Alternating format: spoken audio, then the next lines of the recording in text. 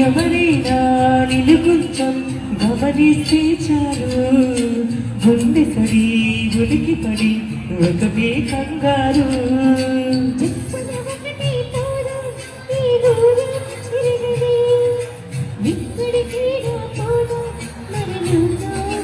ఎవరికి మాత్రం కనిపించింది పొమ్మని అక్షరని మన కోసం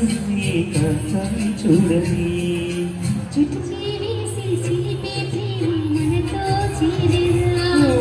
మనిపోతున్న తడవాలి తెలిసిన